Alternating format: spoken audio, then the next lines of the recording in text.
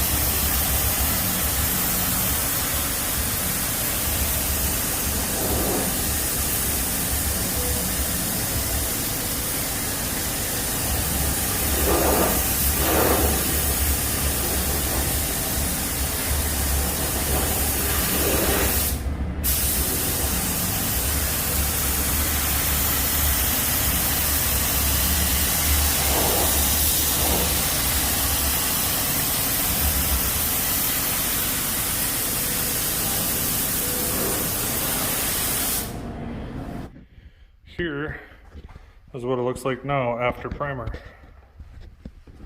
So I got it unmasked. It doesn't really show up all that good in the lighting. But so we got the fender, sorry about that, we got the fender, the front door primed, and then we got the bottom of the fender. Body line matches up nice. Rocker is all nice. You can see a little deviance, there's a little difference right in here, but that's because of the two layers stacked over each other, and that'll get seam sealed. And then inside, there's just a little bit of a tape line, nothing major to sand out.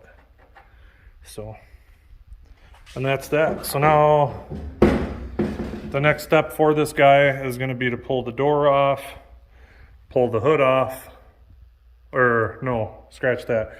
I'm going to block everything from like this body line down. We're going to get everything blocked, sanded. All the edges are going to get sanded. Everything up to this body line. And then I'll get the car down, pull the hood off, and then I'll focus on getting the hood and the trunk lid and primer. And then in between all of that, at some point, this door is going to come off and get primed. and then I'll put it on and block it. So, but all the gaps are going to be okay. Kind of is what it is with this side, because you got to have, we can slide this door back or to the front a little bit. It'll open this gap up just a skosh, and it'll tighten this one. But we are kind of limited because the fender can only go back so far before it hits the rocker, and you obviously can't move the quarter. So you can take a measurement from the back of or the front of the quarter to the back of the fender, and then you can measure how big the doors are, and then you figure out what you're going to do with gaps. I'm not getting paid enough on this job where I'm not going to weld the rod and tighten everything up, but we will be able to get everything a little tighter, a little better than this. This fender can come back a little bit more, like probably a 1/16 of an inch. A 1/16 of an inch makes a big difference. But anyways, we'll have that all fitted after, once it's painted. I already know we don't have any shims or nothing, and there's enough adjustment on these doors, so I'm not too worried about it. The main thing is having these body lines line up and down, and then we can play with the doors, move the doors in and out. We can kick that fender back. We can cheat the fender just a little bit, not too much though, because we're kind of limited with the hood, but it looks like it could maybe come back. I guess once we get this piece of trim on here, we can cheat it, but we'll cross that bridge when we get to it. Anyways, it's in primer, looks great.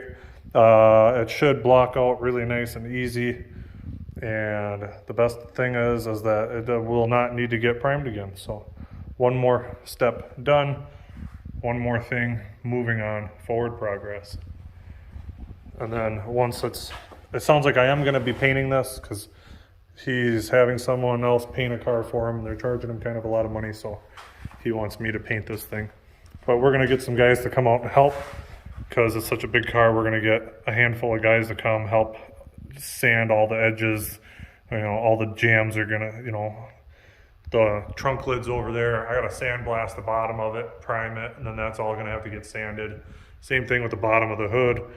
Same thing with like all these jams. All these jams are going to have to get sanded, and that stuff just takes forever. It's just tedious. So we got a few guys over doing stuff like that. It should go pretty quick. And yeah, so till the next video, guys, take care. Bye.